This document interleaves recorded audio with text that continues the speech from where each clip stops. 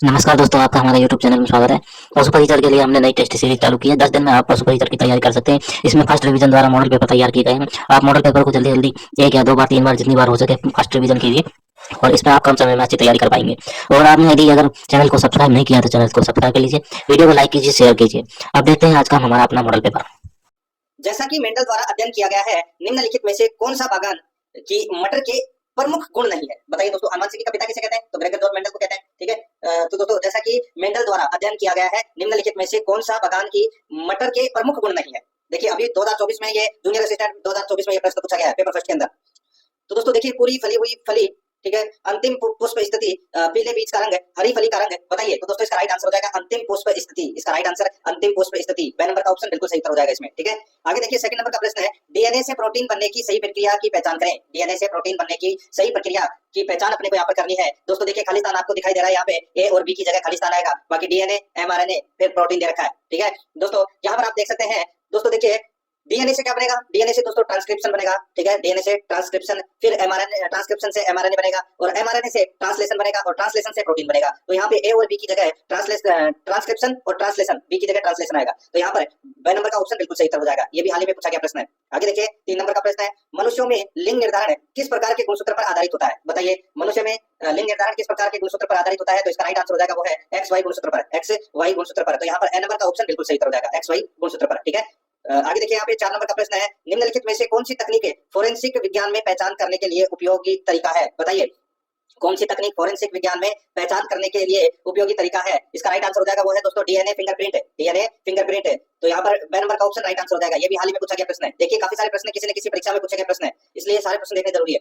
देखिए, यहाँ पे डीएनए में कौन सा नाइट्रोजन बेस सार मौजूद नहीं है? बताइए, डीएनए में कौन सा नाइट्रोजन बेस सार मौजूद नहीं है? तो इसका जो राइट आंसर हो जाएगा वो है दोस्तों, यहाँ पर देखिए, इसमें थाइमिन है, ग्वानिन है, एडेनिन है, लेकिन यूरासिल नहीं है दोस्तों। ठीक है। राइट आंसर यहाँ पे ए नंबर का ऑप्शन बिल्कुल सही। आगे देखिए, यहाँ पे 6 नंबर का प्रश्न है, यौगिकों को संकेतात्मक रूप से प्रकट करने के लिए प्रतीकों को समूह के रूप में लिखा जाता है, इसे कहते हैं। यौगिकों को संकेतात्मक रूप से प्रकट करने के लिए प्रतीकों को समूह के रूप में लिखा जाता है, इसे कहते हैं। तो दोस्तों इसे क्या कहते हैं? इसे अणुसूत्र कहते हैं। क्या कहते हैं? अणुसूत्र। यहाँ पर 6 नंबर का ऑप्शन बिल्कुल सही हो जाएगा, अणुसूत्र। ठीक है। आगे देखिए दोस्तों, यहाँ पे 7 नंबर का प्रश्न है, डीएनए केवल निम्न के बने होते हैं। बताइए, डीएनए किन के बने होते हैं? दोस्तों इसका राइट आंसर हो जाएगा ये न्यूक्लिक अम्ल के बने होते हैं। दोस्तों ये डीएनए न्यूक्लिक अम्ल के बने होते हैं। यहाँ पर ए नंबर का ऑप्शन बिल्कुल सही। नेक्स्ट आगे देखिए, निम्नलिखित में से किसने 1953 में डीएनए संरचना के ट्विस्टेड लेडर मॉडल का प्रस्ताव रखा था? निम्नलिखित में से किसने 1953 में डीएनए संरचना के ट्विस्टेड लेडर मॉडल का प्रस्ताव रखा था? इसका राइट आंसर हो जाएगा वो है जेम्स वाटसन और फ्रांसिस क्रिक।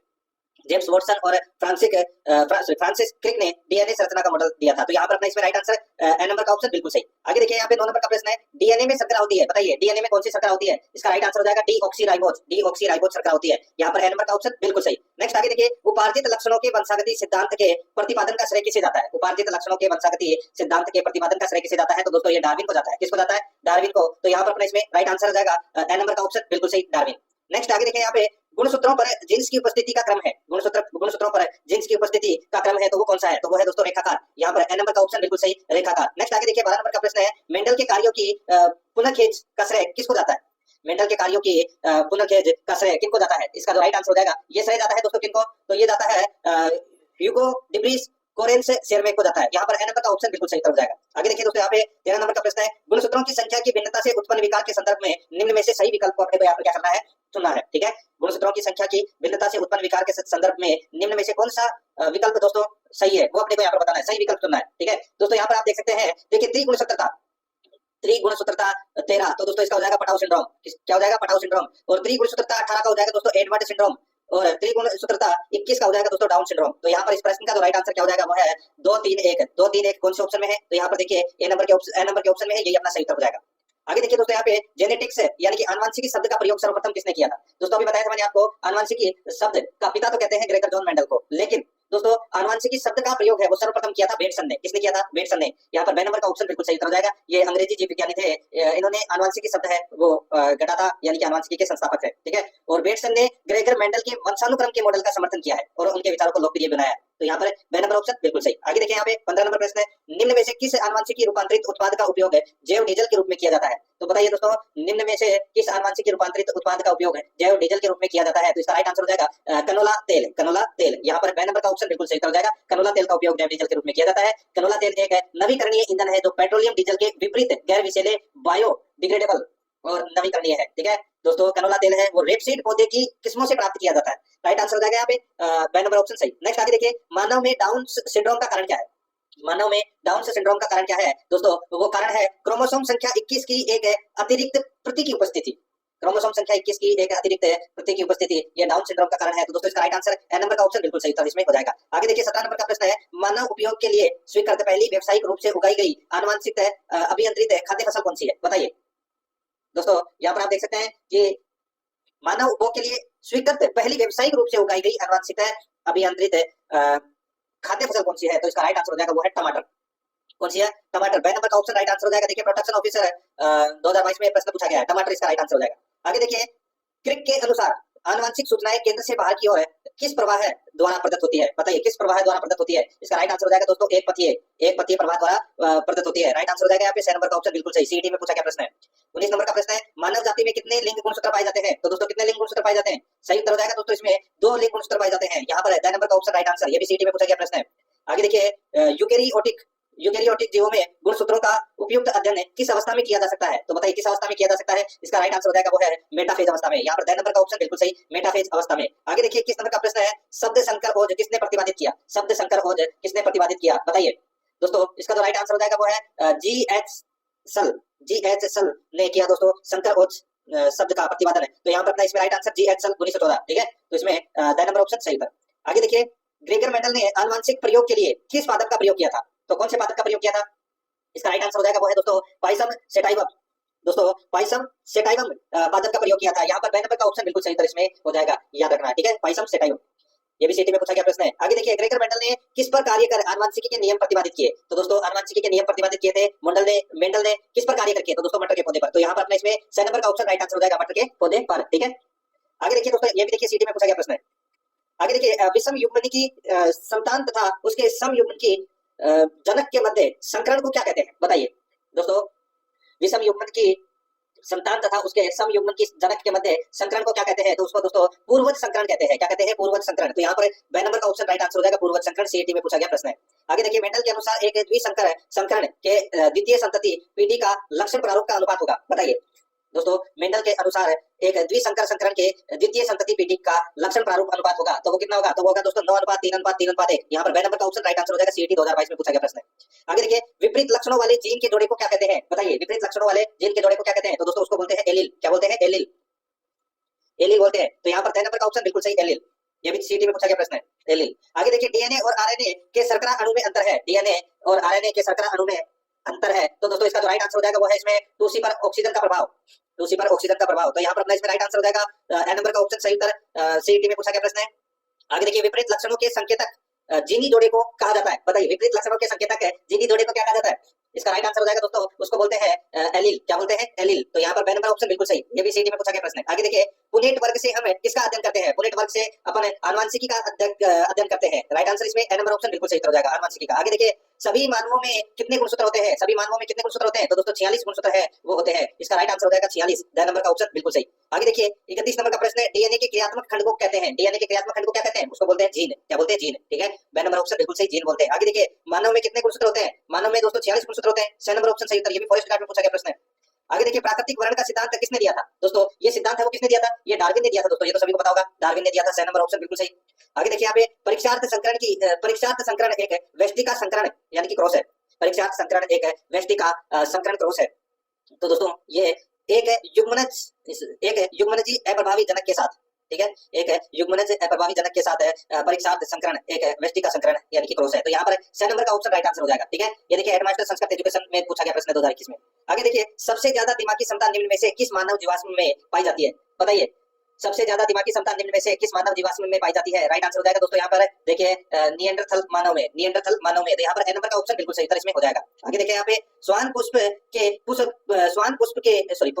में पुष्प रंग की वंशागति किसका उदाहरण है? तो दोस्तों किसका उदाहरण है? तो ये अपूर्ण प्रभाविता का ये उदाहरण है, अपूर्ण प्रभाविता का। यहाँ पर द नंबर का ऑप्शन बिल्कुल सही उत्तर इसमें हो जाएगा। आगे देखिए कोशिका विभाजन के समय केंद्रक के अंदर दृश्यमान डीएनए थ्रेड है, बताइए कोशिका विभाजन के समय केंद्रक के अंदर दृश्यमान डीएनए थ्रेड है, तो वो कौन सा है दोस्तों? वो है इसमें गुणसूत्र। तो यहाँ पर इसका right answer A number option सही उत्तर गुणसूत्र। नेक्स्ट आगे देखिए मनुष्य में ऑटोसोम के कितने जोड़े होते हैं? ऑटोसोम के कितने? तो दोस्तों 22 जोड़े होते हैं ऑटोसोम के। तो यहाँ पर द नंबर ऑप्शन बिल्कुल सही उत्तर हो जाएगा। आगे देखिए यहाँ पे मेंडल द्वारा अध्ययन किए गए मोनोहाइब्रिड क्रॉस के F2 फेनोटाइप का अनुपात कितना है? बताइए मेंडल द्वारा अध्ययन किए गए मोनोहाइब्रिड क्रॉस के F2 फेनोटाइप का अनुपात है, तो दोस्तों वो कितना है? इसका राइट आंसर हो जाएगा वो है 3:1 है। तो यहाँ पर द नंबर का ऑप्शन बिल्कुल सही हो जाएगा 3:1 है। आगे देखिए मनुष्य की एक कोशिका में कायिक गुणसूत्रों की संख्या होती है, एक मनुष्य की एक कोशिका में कायिक गुणसूत्रों की संख्या कितनी होती है? तो इसका राइट आंसर हो जाएगा वो है इसमें वो होती है दोस्तों 44। यहाँ पर ब नंबर का ऑप्शन बिल्कुल सही हो जाएगा 44 है। ठीक है, आगे देखिए दोस्तों यहाँ पे 41 नंबर का प्रश्न है। देखिए आनुवंशिकीय विज्ञान की मूल इकाई क्या है? आनुवंशिकी विज्ञान की मूल इकाई क्या है? तो मूल इकाई दोस्तों जीन है। क्या है? जीन। ए नंबर का ऑप्शन बिल्कुल सही हो जाएगा। 42 नंबर का प्रश्न इसमें देखिए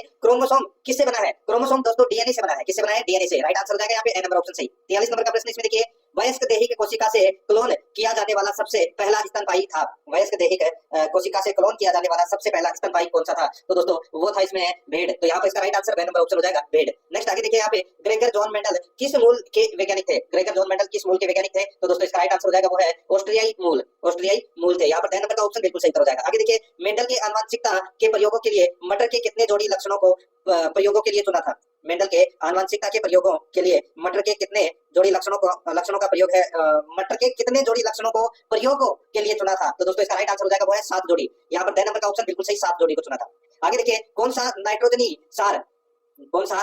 सार पायरीमिडीन का भाग नहीं है? तो दोस्तों कौन सा भाग नहीं है? तो इसमें ग्वानिन नहीं है, बाकी यूरेसिल है, थायमिन है, साइटोसिन है। यहाँ पर द नंबर का ऑप्शन बिल्कुल सही। आगे देखिए मानव में एलिंग गुणसूत्रों की संख्या होती है, तो बताइए कितनी होती है? तो दोस्तों वो होती है 44। कितनी होती है? 44। राइट आंसर इसमें सी नंबर ऑप्शन सही। तो आगे देखिए दो अथवा अधिक भिन्न आनुवंशिकी युक्त पादपों को क्रॉस कर फसल की नई किस्म का निर्माण कहलाता है, तो वो क्या कहलाता है? बताइए। तो दोस्तों वो कहलाता है संकरण। क्या कहलाता है? संकरण। द नंबर ऑप्शन इसका राइट आंसर हो जाएगा। एलडीसी में पूछा गया प्रश्न है, संकरण कहलाता है। आगे देखिए गुणसूत्रों के जाल को अभिरंजित नहीं कर सकते, गुणसूत्रों के जाल को अभिरंजित नहीं कर सकते, तो दोस्तों किसे? तो ये क्रिस्टल वायलेट से। क्रिस्टल वायलेट से। ए नंबर का ऑप्शन राइट आंसर हो जाएगा। आगे देखिए यहाँ पे मेंडल ने मटर के अलावा एक और पादप पर कार्य किया, वह पादप कौन सा था? बताइए। तो दोस्तों वो पादप था हीरेसियम। कौन सा था? हीरेसियम। यहाँ पर सी नंबर का ऑप्शन बिल्कुल सही हो जाएगा हीरेसियम, याद रखना। आगे देखिए दोस्तों यहाँ पे 51 नंबर का प्रश्न है। देखिए विम्पुसन प्रक्रिया में पराग कोष हटाते हैं, ए नंबर का ऑप्शन सही हो जाएगा इसमें। आगे देखिए जीव में यकायक पैतृक परिवर्तन को कहते हैं, जीव में यकायक पैतृक परिवर्तन को क्या कहते हैं? उसे उत्परिवर्तन कहते हैं। बी नंबर का ऑप्शन राइट आंसर हो जाएगा। ये 42 में पूछा गया प्रश्न है। आगे देखिए भारत में कितने वर्ष तक बायो पेटेंट प्रभावी बना रहता है? भारत में कितने वर्ष तक बायो पेटेंट प्रभावी बना रहता है? तो दोस्तों इसका जो राइट आंसर हो जाएगा वो है इसमें ये दोस्तों 20 वर्ष तक। ठीक है, 20 वर्ष तक। द नंबर का ऑप्शन बिल्कुल सही 20 वर्ष तक। आगे देखिए गुणसूत्र की संरचना में निम्नलिखित सम्मिलित होते हैं, गुणसूत्र की संरचना में निम्नलिखित सम्मिलित होते हैं। तो दोस्तों डीएनए आरएनए एवं हिस्टोन, डीएनए आरएनए एवं हिस्टोन ये सम्मिलित होते हैं दोस्तों गुणसूत्र संरचना में। तो यहाँ पर अपना इसमें right answer the number option हो जाएगा। ठीक है, देखिए पूछा गया प्रश्न है एलडीसी के अंदर। आगे देखिए यहाँ पे डीएनए की पैकेजिंग में शामिल हिस्टोन प्रोटीन का आवेश होता है, बताइए कैसा आवेश होता है?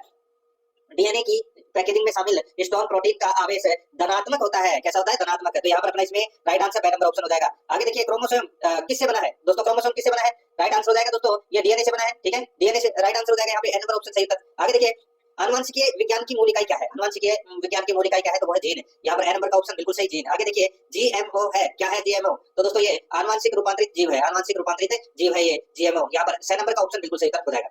आगे देखिए वाटसन एवं क्रिक ने डीएनए के मॉडल को प्रस्तावित किया, वाटसन एवं क्रिक ने डीएनए के मॉडल को प्रस्तावित किया, तो दोस्तों इसका जो राइट आंसर हो जाएगा ये प्रस्तावित किया दोस्तों 1953 में। यहाँ पर ए नंबर का ऑप्शन बिल्कुल सही उत्तर हो जाएगा। आगे देखिए डीएनए अणु के दोनों सूत्र अपने अपने नाइट्रोजनी क्षारक द्वारा किस बंध से जुड़े होते हैं?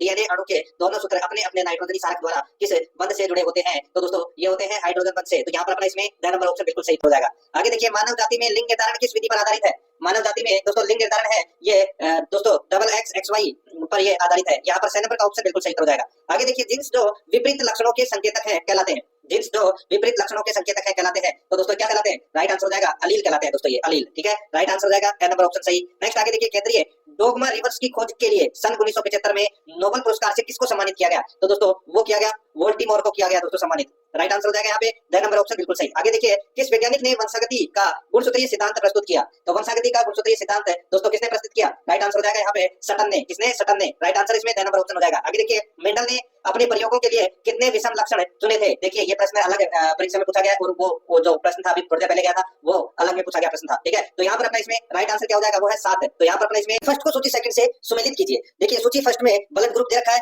और सूची सेकंड में प्लाज्मा में एंटीबॉडीज दे रखी है। दोस्तों अब आपको यहाँ पर बताना है कि कौन से ब्लड ग्रुप में कौन सा एंटीबॉडीज पाया जाता है। दोस्तों यहाँ पर देखिए ब्लड ग्रुप ए में दोस्तों कौन सा एंटीबॉडी पाया जाता है? तो दोस्तों इसमें पाया जाता है एंटीबॉडी दोस्तों बी पाया जाता है, ठीक है, एंटीबॉडी बी। और इसमें देखिए ब्लड ग्रुप बी के अंदर कौन सा एंटीबॉडी पाया जाता है? तो दोस्तों इसमें पाया जाता है एंटीबॉडी ए पाया जाता है, ठीक है। और ए बी ब्लड ग्रुप के अंदर दोस्तों एंटीबॉडी पाया जाता है वो है दोस्तों इसमें नील, यानी कि कोई भी एंटीबॉडी इसमें नहीं पाया जाता ए बी के अंदर। और ओ के अंदर दोस्तों ए और बी एंटीबॉडी पाया जाता है वो ब्लड ग्रुप में। तो यहाँ पर अपना इसमें गुड भाषा में अगर उत्तर देना है तो दोस्तों क्या हो जाएगा? यहाँ पर इसका सही उत्तर हो जाएगा दोस्तों 3 1 4 2 3 1 4 2, यानी कि अपना इसमें द नंबर का जो ऑप्शन है वो इसका बिल्कुल सही उत्तर हो जाएगा। देखिए ये clerk grade second junior assistant 2024 में फर्स्ट पेपर के अंदर ये प्रश्न पूछा जा चुका है। आगे देखिए यहाँ पे सेकंड नंबर का प्रश्न है, उस प्रक्रिया का नाम बताइए जिसके द्वारा मानव श्वास लेता है। बताइए उस प्रक्रिया का नाम बताइए जिसके द्वारा मानव श्वास लेता है। तो दोस्तों इसका राइट आंसर हो जाएगा श्वसन। यहाँ पर द नंबर का ऑप्शन बिल्कुल सही उत्तर हो जाएगा। श्वसन वह प्रक्रिया है जिसके द्वारा मानव शरीर ऑक्सीजन लेता है और कार्बन डाइऑक्साइड छोड़ता है। तो यहाँ पर अपना द नंबर ऑप्शन सही था। राजस्थान पुलिस कांस्टेबल एग्जाम में ये प्रश्न पूछा गया है। 3 नंबर का प्रश्न इसमें देखिए, हमारे गुर्दे के ऊपर कौन सी ग्रंथि है? हमारे गुर्दे के ऊपर दोस्तों कौन सी ग्रंथि है? तो दोस्तों इसका राइट आंसर हो जाएगा वो है अधिवक्र, ठीक है, अधिवक्र ग्रंथि है दोस्तों। ये अधिवक्र ग्रंथि गुर्दे के ऊपर होती है। यह कई हार्मोन का उत्पादन करती है जैसे कि एड्रेनालिन, कार्टिसोल, ये हार्मोन का स्राव करती है दोस्तों ये। तो यहाँ पर अपना इसमें बी नंबर का ऑप्शन बिल्कुल सही। राजस्थान पुलिस कांस्टेबल में पूछा गया प्रश्न है। 4 नंबर का प्रश्न इसमें देखिए, मानव शरीर में कौन सा रक्त समूह है दुर्लभ है? दोस्तों मानव शरीर के अंदर है ए बी नेगेटिव, बहुत ही दुर्लभ रक्त समूह में से एक है दोस्तों ये ए बी नेगेटिव। तो यहाँ पर अपना इसमें राइट आंसर 6 नंबर का ऑप्शन बिल्कुल सही हो जाएगा ए बी नेगेटिव, ठीक है, याद रखना। यह रक्त समूह है केवल 1% से भी कम जनसंख्या में पाया जाता है। राजस्थान पुलिस कांस्टेबल में पूछा गया प्रश्न है। आगे देखिए दोस्तों, यहाँ पे देखिए 5 नंबर का प्रश्न है। देखिए निम्नलिखित में से कौन सा एंजाइम मानव पेट में मौजूद नहीं है? बताइए दोस्तों कौन सा एंजाइम मानव पेट में मौजूद नहीं है? तो दोस्तों इसका राइट आंसर हो जाएगा वो है इसमें ट्रिप्सिन, ठीक है, एंजाइम है वो मानव पेट में मौजूद नहीं है। तो यहाँ पर 6 नंबर का ऑप्शन राइट आंसर हो जाएगा। ट्रिप्सिन एंजाइम छोटी आंत में पाया जाता है, ठीक है, और जबकि दोस्तों पेप्सिन और हाइड्रोक्लोरिक एसिड ये पेट में मौजूद रहते हैं। तो यहाँ पर अपना इसमें पेट का पूछा गया है तो ट्रिप्सिन नहीं है, बाकी म्यूकस, पेप्सिन और हाइड्रोक्लोरिक एसिड ये तीनों पेट में मौजूद होते हैं एंजाइम। तो यहाँ पर 6 नंबर का ऑप्शन बिल्कुल सही। ये भी राजस्थान पुलिस में पूछा गया प्रश्न है। 6 नंबर का प्रश्न है, हमारे तंत्रिका तंत्र की मूल इकाई क्या है? हमारे तंत्रिका तंत्र की मूल इकाई क्या है? तो दोस्तों वो है न्यूरॉन। कौन सी है? न्यूरॉन। यहाँ पर 2 नंबर का ऑप्शन राइट आंसर हो जाएगा, याद रखना। और ये सूचनाओं का आदान प्रदान करती है। राइट आंसर हो जाएगा 2 नंबर ऑप्शन बिल्कुल सही। नेक्स्ट आगे देखिए, पित्ताशय से उत्पन्न रस का नाम क्या है? पित्ताशय से उत्पन्न रस का नाम क्या है? तो दोस्तों राइट आंसर हो जाएगा वो है पित्त का रस, ठीक है, पित्त का रस। तो यहाँ पर अपना इसमें राइट आंसर 6 नंबर ऑप्शन हो जाएगा। यकृत पित्त रस का श्रावण करता है, ठीक है, और पित्त का रस पित्ताशय में जमा होता है। राइट आंसर हो जाएगा यहाँ पे 6 नंबर ऑप्शन सही था। देखिए ये जो प्रश्न है वो विभिन्न परीक्षाओं में पूछे गए प्रश्न है हाल ही में, इसलिए आपकी परीक्षा के लिए महत्वपूर्ण हो जाते हैं। ध्यान से देखना है आपको ये सारे प्रश्न। 8 नंबर का प्रश्न है, मनुष्य में कितना सिस्टोलिक डायस्टोलिक रक्तचाप सामान्य माना जाता है? मनुष्य में कितना सिस्टोलिक डायस्टोलिक रक्तचाप सामान्यता है यानी कि सामान्य माना जाता है? तो दोस्तों इसका तो राइट आंसर हो जाएगा ये माना जाता है 120 से दोस्तों 80 mmHg, ठीक है। तो यहाँ पर अपना इसमें राइट आंसर क्या हो जाएगा? ए नंबर का जो ऑप्शन है वो इसका बिल्कुल सही उत्तर इसमें हो जाएगा, ठीक है। तो ए नंबर ऑप्शन बिल्कुल सही। आगे देखिए दोस्तों, यहाँ पे 9 नंबर का प्रश्न है, रक्त में श्वेत कणों का दोस्तों मुख्य प्रयोजन क्या है? दोस्तों बताइए। यहाँ पर मैं आपको बताऊं कि रक्त में श्वेत है, ठीक है, श्वेत। दोस्तों रक्त में श्वेत कणों का मुख्य प्रयोजन क्या है? तो दोस्तों वो है संक्रमण से संघर्ष करना, संक्रमण से संघर्ष करना। यहाँ पर 2 नंबर का ऑप्शन बिल्कुल सही उत्तर हो जाएगा। श्वेत रक्त कणिकाओं को ल्यूकोसाइट्स भी कहा जाता है, ये भी आपको इसमें याद रखना है। और दोस्तों मनुष्य के शरीर में इनकी संख्या 5 से 9000 तक होती है, ठीक है, ये आपको इसमें याद रखना है। और इनकी जो संख्या है वो लाल रुधिर कणिकाओं से बहुत कम होती है, ये भी आपको याद रखना है। आगे देखिए यहाँ पे 10 नंबर का प्रश्न है, ऑक्सीजनहीन रक्त को हृदय तक ले जाने वाली रक्त वाहिकाओं को किसके रूप में जाना जाता है? बहुत ही अच्छा प्रश्न है। ऑक्सीजनहीन रक्त को हृदय तक ले जाने वाली रक्त वाहिकाओं को किस रूप में जाना जाता है? तो दोस्तों इसको सिराओं के रूप में जाना जाता है, ठीक है, सिराओं के रूप में। 2 नंबर का ऑप्शन राइट आंसर हो जाएगा। मानव रुधिर परिसंचरण तंत्र के 3 प्रमुख भाग हैं, एक हृदय, एक धमनी और एक सिरा, ठीक है। तो यहाँ पे सिरा की बात हो रही है दोस्तों, तो यहाँ पर अपना इसमें राइट आंसर हो जाएगा 2 नंबर का ऑप्शन बिल्कुल सही, ठीक है, याद रखना। परिसंचरण तंत्र में सिराएं वे रक्त वाहिकाएं होती है जो अशुद्ध रक्त यानी कि ऑक्सीजन रहित को शरीर के विभिन्न भागों से हृदय की ओर लेकर जाती है, ठीक है। और दोस्तों जो धमनियां है वो क्या कार्य करती है कि वो हृदय द्वारा शुद्ध किए गए रक्त को शरीर के विभिन्न भागों तक ले जाती है। तो यहाँ पर अपना इसमें राइट आंसर क्या हो जाएगा? 2 नंबर ऑप्शन बिल्कुल सही। आगे देखिए 11 नंबर का प्रश्न है, रक्त का द्रव घटक कौन सा है? रक्त का द्रव घटक है वो कौन सा है? तो दोस्तों इसका जो राइट आंसर हो जाएगा रक्त का द्रव घटक है वो है प्लाज्मा। 6 नंबर का ऑप्शन राइट आंसर हो जाएगा प्लाज्मा। एक रक्त का अजीवित तरल भाग होता है। रक्त का लगभग 60% भाग प्लाज्मा होता है, इसका 90% भाग जल और 7% भाग प्रोटीन होता है।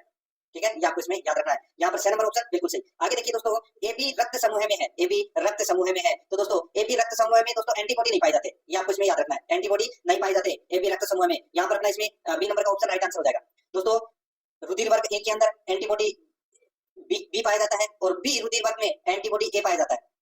ठीक है, और ए बी रुधिर वर्ग में एंटीबॉडी नहीं पाया जाता और वो रुधिर वर्ग में एंटीबॉडी ए बी पाया जाता है। ठीक है, ये आपको इसमें याद रखना है। तो यहाँ पर अपना बी नंबर का ऑप्शन बिल्कुल सही। 13 नंबर का प्रश्न है, इसमें देखिए सूची फर्स्ट को सूची सेकंड से सुमेलित करना है। सूची फर्स्ट में हिस्सा है और सूची सेकंड में कार्य है, बताना है कि किसका क्या कार्य है। दोस्तों यहाँ पर देखिए ग्रास नली यानी कि इसोफेगस, ग्रास नली का दोस्तों क्या कार्य है? ग्रास नली का कार्य है भोजन का परिवहन यानी कि संचरण, ये ग्रास नली का कार्य है। आमाशय का क्या कार्य है? दोस्तों आमाशय का कार्य है भोजन का संग्रह और मंथन करता है, क्या आमाशय। अग्नाशय, अग्नाशय यानी कि पेनक्रियास, अग्नाशय का क्या कार्य है? तो दोस्तों अग्नाशय का कार्य है हार्मोन और एंजाइम श्रावण का कार्य है अग्नाशय का। और पित्ताशय गोल ब्लैडर, दोस्तों पित्ताशय का क्या कार्य है? तो दोस्तों पित्ताशय का कार्य है बोइल का संग्रह और सांद्रण करता है। तो यहाँ पर अपना इसमें राइट आंसर क्या हो जाएगा? वो है 2 3 4 1, 2 3 4 1 अपना इसमें राइट आंसर हो जाएगा। ठीक है, बी नंबर का ऑप्शन बिल्कुल सही। वुमन सुपरवाइजर 2024 के अंदर ये प्रश्न है वो पूछा जा चुका है। आगे देखिए यहाँ पे इरिथ्रोब्लास्टोसिस फिटिलिस होता है जब, बताइए दोस्तों इरिथ्रोब्लास्टोसिस फिटिलिस होता है जब दोस्तों जब पिता RH पॉजिटिव हो और माता RH नेगेटिव हो। तो यहाँ पर अपना इसमें राइट आंसर हो जाएगा 2 नंबर का ऑप्शन बिल्कुल सही। नेक्स्ट आगे देखिए 15 नंबर का प्रश्न है, रक्त समूह में जीन IB का उपस्थित होना किस रक्त समूह को दर्शाता है? दोस्तों ये जीन दे रखे हैं, ठीक है, IB और IO, ठीक है, ये जीन दे रखे हैं। तो दोस्तों का उपस्थित होना किस रक्त समूह को दर्शाता है? तो दोस्तों ये रक्त समूह बी को दर्शाता है। यहाँ पर बी नंबर का ऑप्शन बिल्कुल सही। 16 नंबर का प्रश्न इसमें देखिए रक्त में पाए जाने वाले पदार्थ फाइब्रिनोजन और दोस्तों एल्ब्यूमिन, ग्लोब्यूमिन एवं प्रोथ्रोमिन है, क्या है ये? रक्त में पाए जाने वाले पदार्थ है फाइब्रिनोजन, एल्ब्यूमिन, ग्लोब्यूलिन एवं प्रोथ्रोमिन, ये क्या है? तो दोस्तों इसका राइट आंसर हो जाएगा ये दोस्तों प्रोटीन है। यहाँ पर ए नंबर का ऑप्शन बिल्कुल सही हो जाएगा, ये प्रोटीन है। ठीक है, आगे देखिए 17 नंबर का प्रश्न है, निम्नलिखित में से कौन सा मानव मस्तिष्क का मुख्य सोचने वाला भाग है? बताइए दोस्तों, मानव मस्तिष्क का सोचने वाला भाग है वो कौन सा है? तो वो है दोस्तों प्राइमस्टिक्स। याद रखना बी नंबर का ऑप्शन बिल्कुल सही, प्राइमस्टिक्स। आगे देखिए खांसी और छींक जैसी अनैच्छिक गतिविधियों को नियंत्रित करता है, खांसी और छींक जैसी अनैच्छिक गतिविधियों को नियंत्रित करता है। तो दोस्तों इसका राइट आंसर हो जाएगा वो है मेडुला। यहाँ पर ए नंबर का ऑप्शन बिल्कुल सही, मेडुला। आगे देखिए 19 नंबर का प्रश्न है, मस्तिष्क का कौन सा भाग हृदय को नियंत्रित करता है? मस्तिष्क का कौन सा भाग हृदय को नियंत्रित करता है? तो दोस्तों वो करता है मेडुला ओब्लांगेटा, मेडुला ओब्लांगेटा। यहाँ पर बी नंबर का ऑप्शन बिल्कुल सही हो जाएगा। आगे देखिए कौन सी ग्रंथि आपात ग्रंथि भी कहलाती है? कौन सी ग्रंथि आपात ग्रंथि भी कहलाती है? तो दोस्तों इसका जो राइट आंसर हो जाएगा वो है अधिवक्र, अधिवक्र। यहाँ पर बी नंबर का ऑप्शन बिल्कुल सही हो जाएगा, अधिवक्र ग्रंथि है, ये आपात ग्रंथि भी कहलाती है। ठीक है, आगे देखिए दोस्तों यहाँ पे 21 नंबर का प्रश्न है, ग्रंथियों के संदर्भ में निम्नलिखित में से कौन से कथन सही है? बताइए दोस्तों, ग्रंथियों के संदर्भ में कौन से कथन है वो सही है, वो अपने को यहाँ पर बताना है। दोस्तों देखिए यहाँ पे पिट्यूटरी ग्रंथि विकास हार्मोन स्रावित करती है, बिल्कुल सही बात है। थाइमस ग्रंथि शरीर की प्रतिरक्षा प्रणाली के विकास में मदद करती है, ये भी बिल्कुल सही है। वृषण नर लिंग अंगों और नर गुणों के विकास को नियंत्रित करने में मदद करता है, बिल्कुल सही बात है। तो दोस्तों यहाँ पर कौन सा सही है? तो इसमें दोस्तों तीनों सही है। तो यहाँ पर इसका राइट आंसर क्या हो जाएगा? सभी सही है, ए नंबर का ऑप्शन बिल्कुल सही। आगे देखिए दोस्तों यहाँ पे देखिए पिट्यूटरी ग्लैंड से निकलने वाले हार्मोन को कौन सी ग्रंथि नियंत्रित करती है? बताइए कौन सी ग्रंथि नियंत्रित करती है? तो दोस्तों इसका राइट आंसर हो जाएगा वो है हाइपोथैलेमस ग्रंथि नियंत्रित करती है, ए नंबर का ऑप्शन सही। नेक्स्ट आगे देखिए उस हार्मोन का नाम बताइए जो हृदय गति, सांस लेने की दर, रक्तचाप और कार्बोहाइड्रेट चयापचय को नियंत्रित करता है। बताइए उस हार्मोन का नाम बताइए जो हृदय गति, सांस लेने की दर, रक्तचाप और कार्बोहाइड्रेट चयापचय को नियंत्रित करता है। तो इसका राइट आंसर हो जाएगा अधिवक्र हार्मोन। ठीक है, राइट आंसर हो जाएगा यहाँ पे बी नंबर का ऑप्शन बिल्कुल सही। 24 नंबर का प्रश्न इसमें देखिए कौन सी ग्रंथि रक्त कैल्शियम स्तर को कम कर देती है? बताइए कौन सी ग्रंथि रक्त कैल्शियम स्तर को कम कर देती है? तो वो है दोस्तों थायराइड। इसका राइट आंसर हो जाएगा 2 नंबर ऑप्शन बिल्कुल सही, थायराइड। आगे देखिए 25 नंबर का प्रश्न है, कौन सी ग्रंथि हड्डियों और मांसपेशियों के विकास को नियंत्रित करती है? कौन सी हड्डी कौन सी ग्रंथि, ठीक है, कौन सी ग्रंथि हड्डियों और मांसपेशियों के विकास को नियंत्रित करती है? तो वो है दोस्तों पिट्यूटरी। यहाँ पर अपना इसमें राइट आंसर बी नंबर का ऑप्शन बिल्कुल सही। आगे देखिए उस ग्रंथि का नाम बताइए जो द्रव संतुलन को विकसित करने के लिए गुर्दे पर कार्य करती है। उस ग्रंथि का नाम बताइए जो द्रव संतुलन को विनियमित करने के लिए गुर्दे पर कार्य करती है। तो दोस्तों इसका राइट आंसर हो जाएगा वो है दोस्तों इसमें कौन सा? तो वो है दोस्तों इसमें हाइपोथैलेमस, हाइपोथैलेमस। तो यहाँ पर 2 नंबर का ऑप्शन बिल्कुल सही हो जाएगा। 27 नंबर का प्रश्न इसमें देखिए पिट्यूटरी वृषण अंडाशय हाइपोथैलेमस पेनियल ग्रंथियां हैं, पिट्यूटरी वृषण अंडाशय हाइपोथैलेमस पेनियल ग्रंथियां हैं। दोस्तों इसका राइट आंसर हो जाएगा वो है इसमें अंतःस्रावी। ठीक है, ये अंतःस्रावी ग्रंथियां है, राइट आंसर हो जाएगा यहाँ पे ए नंबर का ऑप्शन सही उत्तर। आगे देखिए एक ग्रंथि का नाम बताइए जो अपने उत्पाद को वाहक नलिका में स्रावित करती है। एक ग्रंथि का नाम बताइए जो अपने उत्पाद को वाहक नलिका में स्रावित करती है। इसका राइट आंसर हो जाएगा दोस्तों वो है बहिस्रावी ग्रंथि, बहिस्रावी ग्रंथि। यहाँ पर ए नंबर का ऑप्शन बिल्कुल सही उत्तर हो जाएगा। आगे देखिए 29 नंबर का प्रश्न है हार्मोन्स के बारे में निम्नलिखित में से कौन सा कथन सत्य है? यहाँ पर देखिए हार्मोन विशेष उत्तरकों या अंगों पर काम करता है, बिल्कुल सही बात है। हार्मोन सीधे रक्त में स्रावित होता है और फिर रक्त संचार प्रणाली के माध्यम से पूरे शरीर में जाता है, बिल्कुल सही बात है। हार्मोन अंतःस्रावी ग्रंथियों द्वारा कम मात्रा में स्रावित होता है, ये भी दोस्तों बिल्कुल सही है। तो यहाँ पर कौन सा सही है? तो इसमें दोस्तों तीनों सही है, 1 2 3 तीनों सही है। तो यहाँ पर अपना इसमें राइट आंसर है सी नंबर का ऑप्शन बिल्कुल सही, 1 2 3 तीनों सही है। आगे देखिए रक्तदाब क्या है? रक्तदाब क्या है? तो दोस्तों ये रक्तदाब क्या है? तो ये धमनियों और शिराओं की वीथियों पर रक्त का दबाव है, वो रक्तदाब कहलाता है। यहाँ पर बी नंबर का ऑप्शन बिल्कुल सही हो जाएगा। आगे देखिए 31 नंबर का प्रश्न है, मानव के हृदय में द्विवल्नी कपाट किसमें स्थित होता है? मानव के हृदय में द्विवल्नी कपाट है, किसमें स्थित होता है? बताइए दोस्तों, ये स्थित होता है किसमें? तो ये बाएं आलिंद और दाएं निलय के मध्य, ठीक है, बाएं आलिंद और दाएं निलय के मध्य दोस्तों ये द्विवल्नी कपाट में स्थित होता है ये, ठीक है, मानव के हृदय में। तो यहाँ पर अपना इसमें राइट आंसर बी नंबर का ऑप्शन सही उत्तर। आगे देखिए निम्नलिखित में से कौन सा रक्त समूह है सर्वग्राही है? सर्वग्राही रक्त समूह है कौन सा है? तो वो है AB पॉजिटिव, यानी कि द नंबर का ऑप्शन बिल्कुल सही उत्तर हो जाएगा। ये देखिए 2023 में पूछा गया प्रश्न है जूनियर अकाउंटेंट में। आगे देखिए 33 नंबर का प्रश्न है, निम्नलिखित में से कौन से कथन प्रतिरक्षकों के लिए सही नहीं है? प्रतिरक्षकों के लिए कौन सा कथन है वो सही नहीं है, वो बताना है। दोस्तों देखिए प्रतिरक्षक ऐसे पदार्थ है जो रोग फैलाने वाले प्रतिजीवियों को मार देते हैं या उन्हें विकसित नहीं होने देते, तो ये गलत हो जाएगा। ये दोस्तों प्रतिजैविक का कार्य है, रक्षक का नहीं है। यहाँ पे रक्षक क्या करते हैं? पहचानते हैं और सूचनाओं को दोस्तों आगे बढ़ाते हैं, ठीक है, प्रतिजैवियों को पहचानने का कार्य करते हैं और फिर इनको नष्ट करने का काम कौन करता है? प्रतिजैविक करते हैं। तो ये अपना पहला नंबर का कथन गलत हो गया, ठीक है। दूसरा देखिए वे जीवाणुओं और विषाणुओं दोनों द्वारा हुए संक्रमण के उपचार में प्रभावी होते हैं, बिल्कुल सही बात है। देखिए एरिथ्रोमाइसिन, पेनिसिलिन और क्रोसिन प्रतिरक्षकों के कुछ उदाहरण हैं, दोस्तों बिल्कुल सही बात है। पेनिसिलिन जैसे प्रकार के प्रतिरक्षक है जीवाणु की कोशिका भित्ति के संश्लेषण के प्रक्रमों को रोकने में शामिल होते हैं, तो दोस्तों ये गलत हो जाएगा, ये रोकने में शामिल नहीं होते। तो इसमें दो ही कथन सत्य है, 1 2 और 1 3, ठीक है। तो यहाँ पर अपना इसमें राइट आंसर हो जाएगा बी नंबर का ऑप्शन बिल्कुल सही, 2 और 3 इसमें क्या है? सत्य है।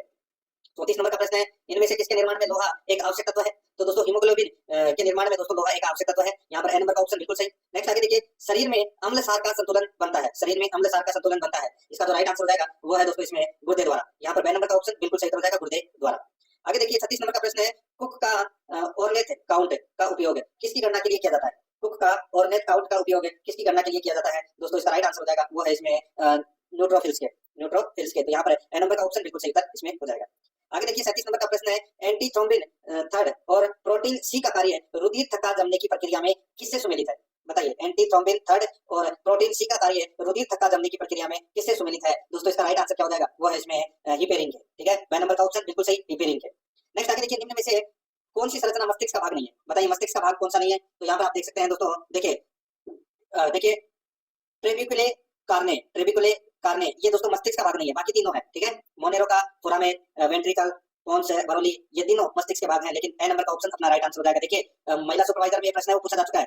आगे देखिए 39 नंबर का प्रश्न है, हृदय में थ्रेबेशियन वाल्व पाया जाता है, बताइए हृदय में थ्रेबेशियन वाल्व पाया जाता है, तो दोस्तों ये दाएं आलिंद में पाया जाता है, दाएं आलिंद में, तो यहाँ पर अपना इसमें ए नंबर का ऑप्शन राइट आंसर हो जाएगा, दाएं आलिंद में। आगे देखिए ब्लड ग्रुप यानी कि रक्त समूह है ओ वाले व्यक्ति की लाल रक्त कोशिकाओं में निहित समूहजन एग्लूटिनोजन है, बताइए आरएसपी 2023 में पूछा गया प्रश्न है, बहुत ही शानदार लेवल का प्रश्न है। यहाँ पर देखिए एक बार फिर से ब्लड ग्रुप है यानी कि रक्त समूह है ओ वाले व्यक्ति की लाल रक्त कोशिकाओं में निहित समूहजन है, तो वो कौन सा है समूहजन है? तो दोस्तों इसमें न तो ए और न ही बी, ठीक है, यहाँ पर सी नंबर का ऑप्शन राइट आंसर हो जाएगा। देखिए ब्लड ग्रुप ओ में एग्लूटिनोजन नहीं होता है, यानी कि समूह जन नहीं होता है, ठीक है, ये आपको इसमें याद रखना है दोस्तों। देखिए जो ये समूहजन है ये लाल रक्त कोशिकाओं की सतह पर मौजूद ग्लाइकोप्रोटीन होते हैं, ठीक है। रक्त समूह है 2 प्रकार के एग्लूटिनोजन पर आधारित होते हैं, जो 4 प्रकार के रक्त समूह पर आधारित होते हैं दोस्तों, ये ए बी और ओ के लिए जिम्मेदार होते हैं। तो यहाँ पर अपना इसमें सी नंबर का ऑप्शन राइट आंसर हो जाएगा, ना तो ए और नहीं बी। आगे देखिए शरीर में रुधिर परिसंचरण के बारे में बताने का श्रेय किसे जाता है? तो दोस्तों ये जाता है विलियम हार्वे को, यहाँ पर ए नंबर का ऑप्शन राइट आंसर हो जाएगा विलियम हार्वे को। नेक्स्ट आगे देखिए मनुष्य में हीमोग्लोबिन पाया जाता है, मनुष्य में हीमोग्लोबिन पाया जाता है, तो दोस्तों इसका राइट आंसर हो जाएगा वो है लाल रक्त कणिकाओं में पाया जाता है, लाल रक्त कणिकाओं में, सी नंबर का ऑप्शन बिल्कुल सही। आगे देखिए निम्न में से कौन सा रुधिर संचरण कभी भी किसी भी स्थिति में नहीं करना चाहिए? निम्न में से कौन सा रुधिर संचरण कभी भी किसी भी स्थिति में नहीं करना चाहिए? तो दोस्तों इसका राइट आंसर हो जाएगा ग्रुप यानी कि बी ग्रुप से ए ग्रुप को, बी ग्रुप से ए ग्रुप को कभी रुधिर का संचरण है वो नहीं करना चाहिए, राइट आंसर हो जाएगा यहाँ पे बी नंबर ऑप्शन सही। आगे देखिए रक्त समूह का वर्गीकरण आधारित है, रक्त समूह का वर्गीकरण आधारित है, तो दोस्तों ये आधारित है आरबीसी में उपस्थित प्रोटीन पर, आरबीसी में उपस्थित है प्रोटीन पर, तो यहाँ पर अपना इसमें बी नंबर का ऑप्शन बिल्कुल सही हो जाएगा। आगे देखिए 45 नंबर का प्रश्न है, इरिथ्रोब्लास्टोसिस फिटेलिस रोग होता है, इरिथ्रोब्लास्टोसिस फिटेलिस रोग होता है, तो दोस्तों ये रोग होता है किसमें? तो ये पति के आरएच पॉजिटिव और पत्नी के आरएच नेगेटिव होने पर, पति के आरएच पॉजिटिव और पत्नी के आरएच नेगेटिव होने पर, तो दोस्तों यहाँ पर अपना इसमें राइट आंसर क्या हो जाएगा? द नंबर का ऑप्शन बिल्कुल सही। आगे देखिए कथन ए और कारण आर दिया गया है। इसमें देखिए ए बी रुधिर समूह के लोग सार्वभौमिक प्राप्तकर्ता होते हैं, बिल्कुल सही बात है। रुधिर समूह ए बी की लाल रुधिर कोशिका में कोई एंटीजन नहीं होता एवं इसलिए अन्य किसी रुधिर समूह के साथ समूहन नहीं होता। तो दोस्तों यहाँ पर अपना इसमें राइट आंसर क्या हो जाएगा? तो दोस्तों इसका राइट आंसर हो जाएगा, देखिए इसमें दूसरा नंबर का कथन है वो गलत हो जाएगा। यहाँ पर देखिए रुधिर समूह ए बी की लाल रुधिर कोशिका में कोई एंटीजन नहीं होता, तो ये गलत हो जाएगा। ठीक है, एंटीबॉडी नहीं होता दोस्तों इसमें, ठीक है, एंटीजन तो होता है। तो यहाँ पर इसमें कथन ए सही है और कारण आर इसमें क्या है? गलत है। तो यहाँ पर इसका राइट आंसर क्या हो जाएगा? ए सही है परंतु आर असत्य है। सी नंबर का ऑप्शन बिल्कुल सही। आगे देखिए ल्यूकेमिया में डब्ल्यूसी की संख्या दोस्तों क्या होगी? तो दोस्तों बढ़ेगी। तो यहाँ पर अपना इसमें right answer B number option बिल्कुल सही। आगे देखिए आरएच पॉजिटिव में पाया जाता है, आरएच पॉजिटिव में पाया जाता है दोस्तों, इसका राइट आंसर हो जाएगा वो है इसमें एंटीजन पाया जाता है दोस्तों, ठीक है। तो यहाँ पर बी नंबर का ऑप्शन बिल्कुल सही। आगे देखिए रक्त समूह ए बी के प्लाज्मा में उपस्थित प्रतिरक्षी एंटीबॉडीज है, बताइए रक्त समूह ए बी के प्लाज्मा में उपस्थित प्रतिरक्षी है तो वो कौन सा है? तो दोस्तों उसमें न तो एंटीबॉडी दोस्तों ए है और न ही एंटीबॉडी बी है। तो यहाँ पर अपना इसमें ड नंबर का ऑप्शन राइट आंसर हो जाएगा। देखिए जूनियर अकाउंटेंट में पूछा गया प्रश्न है। आगे देखिए एक स्वस्थ वयस्क मनुष्य द्वारा प्रतिदिन औसतन कितना यूरिया उत्सर्जित किया जाता है? तो इसका राइट आंसर हो जाएगा वो है दोस्तों 25 से 30 ग्राम, 25 से 30 ग्राम। ड नंबर का ऑप्शन राइट आंसर हो जाएगा। प्रोटेक्शन ऑफिसर 2022 में प्रश्न पूछा जा चुका है। आगे देखिए मित्रों यहाँ पे 51 नंबर का प्रश्न है, गर्भवती महिला में सामान्य हीमोग्लोबिन स्तर है तो वो कितना है?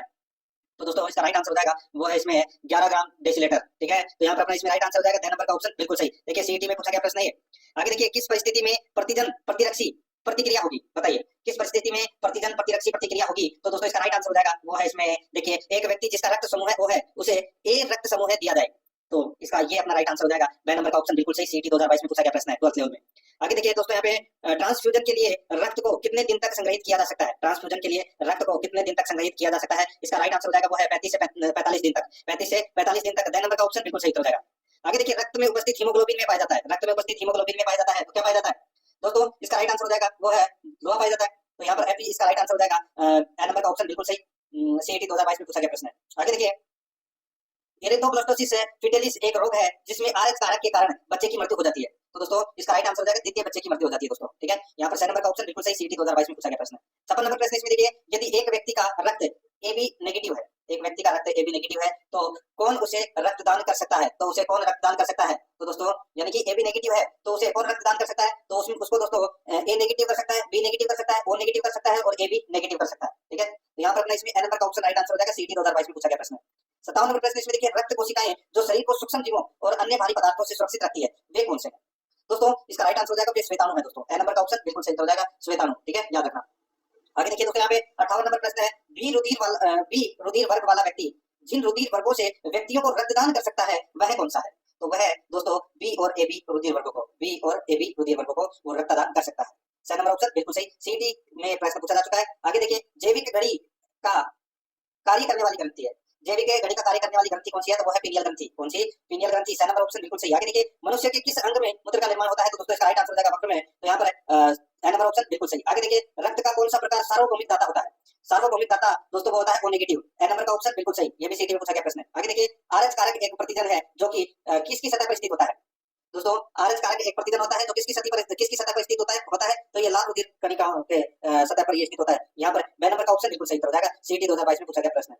आगे देखिए निम्नलिखित में से कौन सा रक्त समूह है सार्वभौमिक ग्राही है? बताइए निम्नलिखित में से कौन सा रक्त समूह है सार्वभौमिक ग्राही है? तो इसका राइट आंसर क्या हो जाएगा? वो है दोस्तों AB पॉजिटिव। तो यहाँ पर ए नंबर का ऑप्शन बिल्कुल सही। आगे देखिए निम्नलिखित में से कौन सा रक्त समूह है एक सर्वदाता है? कौन सा रक्त समूह है एक सर्वदाता है? तो दोस्तों वो है ए नंबर का ऑप्शन सही उत्तर है O, ठीक है। आगे देखिए यहाँ पे 65 नंबर का प्रश्न है सामान्यतः रक्त में श्वेत रुधिर कणिकाओं की संख्या लाल रुधिर कणिकाओं की तुलना में बताइए कैसी रहती है?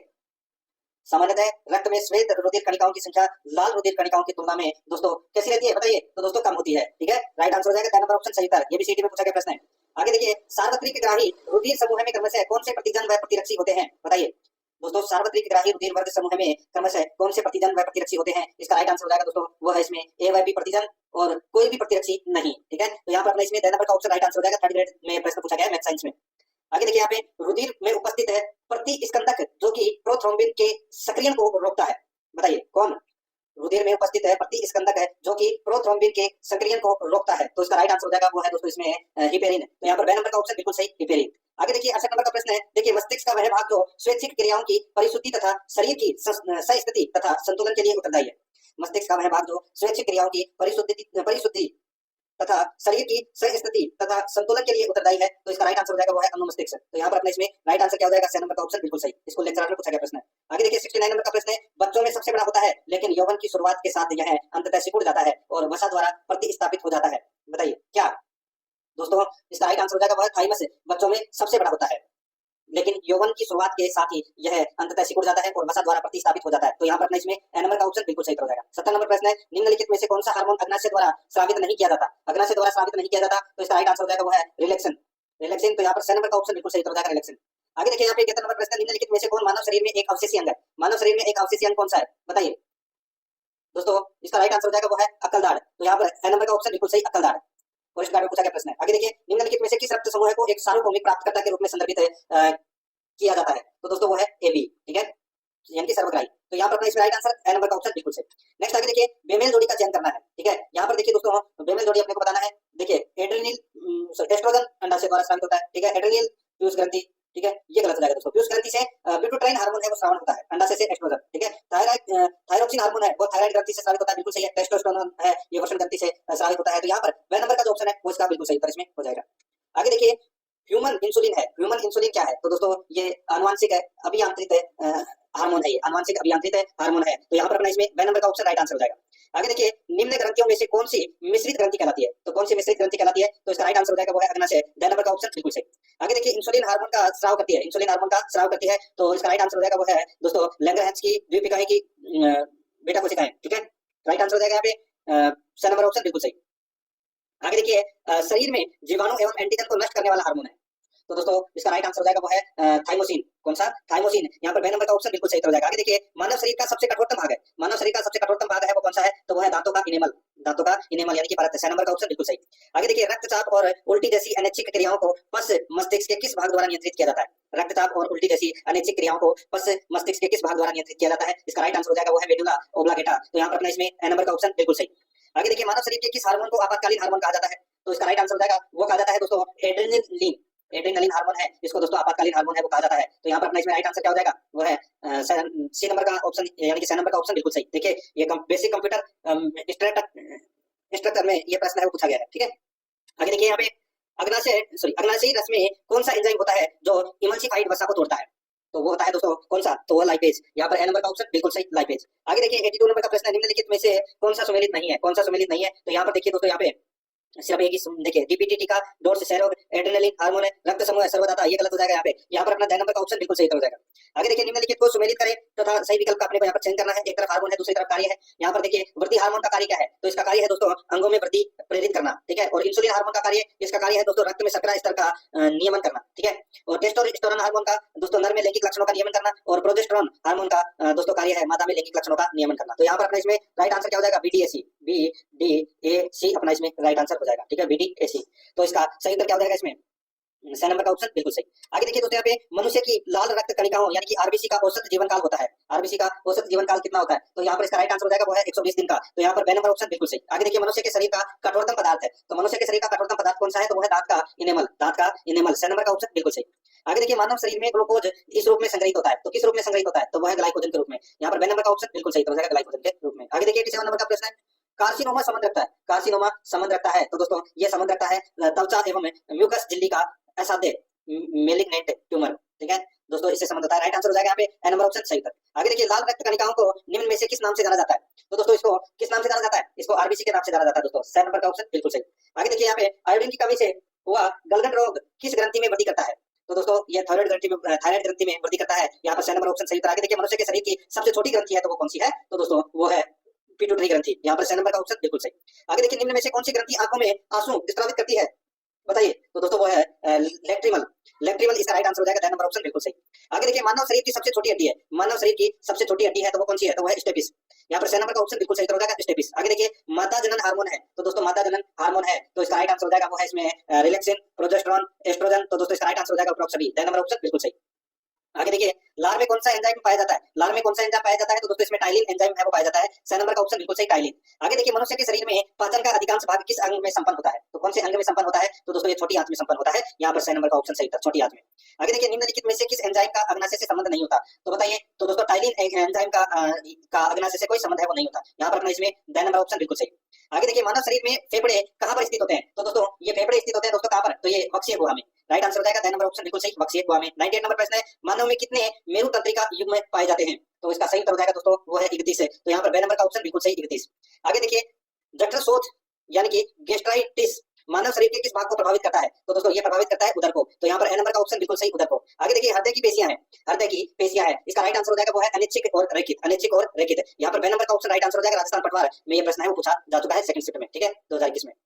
पायरिया रोग संबंधित है, तो दोस्तों बताइए पायरिया रोग किससे संबंधित है? तो दोस्तों दांतों में होने वाला रोग है दोस्तों। राइट आंसर हो जाएगा यहाँ पे ए नंबर का जो ऑप्शन है वो इसका बिल्कुल सही। नेक्स्ट आगे देखिए सेकंड नंबर का प्रश्न है, निम्न में से कौन सा रोग नाइट्रेट सदूषित भोजन तथा जल के उपभोग द्वारा होता है? तो वो होता है दोस्तों ब्लू बेबी सिंड्रोम। यहाँ पर सी नंबर का ऑप्शन बिल्कुल सही, ब्लू बेबी सिंड्रोम। नेक्स्ट आगे देखिए दोस्तों यहाँ पे मिनी माता रोग का कारण है, मिनी माता रोग का कारण क्या है? तो वह पारा। यहाँ पर ए नंबर का ऑप्शन बिल्कुल सही। नेक्स्ट आगे देखिए यहाँ पे 4 नंबर का प्रश्न है, निम्न में से किस समूह के जीवों का डूबने से हुई मृत्यु का पता लगाने में महत्व है? बताइए निम्न में से किस समूह के जीवों का डूबने से हुई मृत्यु का पता लगाने में महत्व है? इसका राइट आंसर हो जाएगा वो है दोस्तों डायटम। यहाँ पर डी नंबर का ऑप्शन है वो इसका बिल्कुल सही उत्तर इसमें हो जाएगा, याद रखना। आगे देखिए दोस्तों यहाँ पे 5 नंबर का प्रश्न है, एस्पिरिन के संबंध में कौन सा कथन सत्य नहीं है? बताइए एस्पिरिन के संबंध में कौन सा कथन सत्य नहीं है? यहाँ पर देखिए दोस्तों यह खून के थक्के नहीं दमने देता है, बिल्कुल सही बात है। यह न्यूरोलॉजिकली तंत्रीय रूप में सक्रिय दवा है, बिल्कुल सही है। एस्पिरिन मादक दर्दनाशक दवाओं के अंतर्गत आता है, तो ये गलत हो जाएगा। मादक दर्दनाशक दवाओं के अंतर्गत नहीं आता है, यह दर्द से राहत में प्रभावी है, तो दोस्तों बिल्कुल सही बात है। तो यहाँ पर सी नंबर का ऑप्शन बिल्कुल सही उत्तर इसमें हो जाएगा।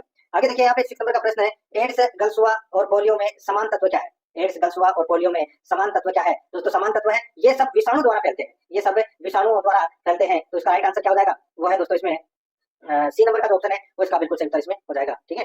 नेक्स्ट आगे देखिए दोस्तों यहाँ पे से 7 नंबर का प्रश्न है, फाइलेरिया पैदा किया जाता है, फाइलेरिया पैदा किया जाता है, इसका राइट आंसर हो जाएगा दोस्तों ये वुचेरेरिया बेंक्रोफटाई द्वारा, वुचेरेरिया बेंक्रोफटाई द्वारा दोस्तों ये फाइलेरिया पैदा किया जाता है। यहाँ पर अपना इसमें ए नंबर का ऑप्शन बिल्कुल सही।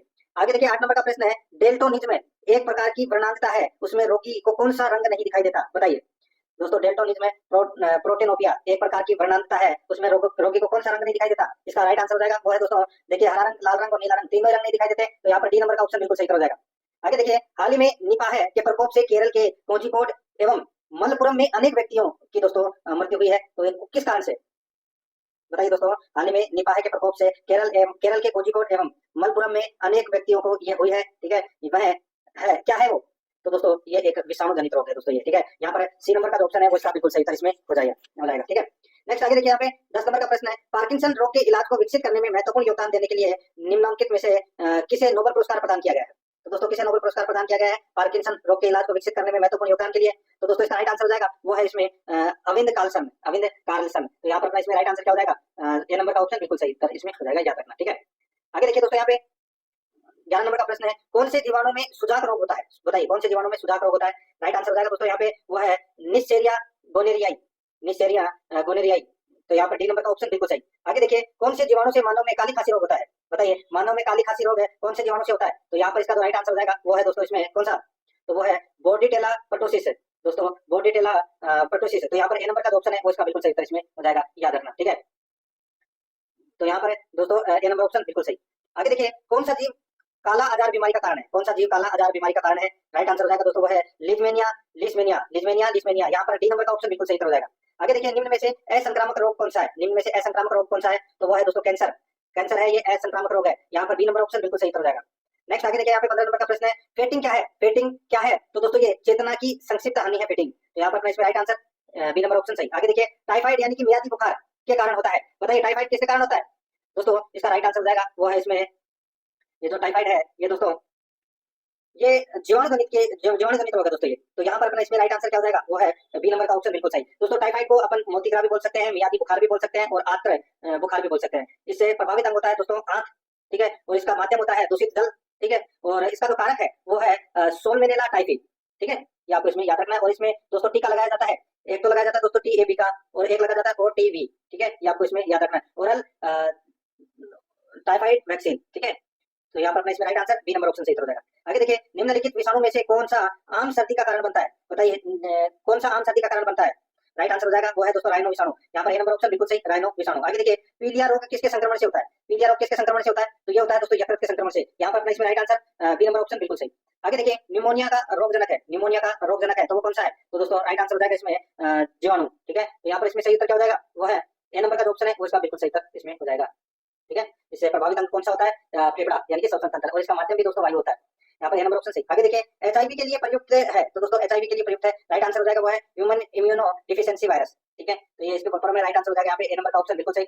आगे देखिए टीका जो मोतीझरा यानी कि टाइफाइड में से सुरक्षा प्रदान करता है, तो दोस्तों मैंने आपको बताया थे दोस्तों, एक तो बताया था मैंने यहाँ पर टीएबी, ठीक है, और एक बताया था ओटीबी, एक ओटीबी यानी कि ओरल थाइरॉइड वैक्सीन, और एक है टीएबी। तो यहाँ पर अपना इसमें बी नंबर का ऑप्शन बिल्कुल सही हो जाएगा, याद रखना। नेक्स्ट आगे देखिए यहाँ पे हैजा के रोगाणुओं की खोज किसने की, हैजा के रोगाणुओं की खोज किसने की, राइट आंसर हो जाएगा वो है दोस्तों इसमें रॉबर्ट कोच ने, ए नंबर का ऑप्शन बिल्कुल सही। नेक्स्ट आगे देखिए यहाँ पे संक्रामक रोग हैजा का कारक है, हैजा का कारक क्या है बताइए, तो दोस्तों इसका जो राइट आंसर हो जाएगा वो है इसमें, देखिए यहाँ पे हैजा का जो कारण है वो है दोस्तों इसमें विब्रियो कोलेरा, विब्रियो कोलेरा, याद रखना। राइट आंसर हो जाएगा यहाँ पे ए नंबर का ऑप्शन बिल्कुल सही इसमें हो जाएगा, और इससे भी प्रभावित अंग दोस्तों आते हैं, ठीक है, सब स्वतंत्र है, और इसका उपाय है ओआरएस।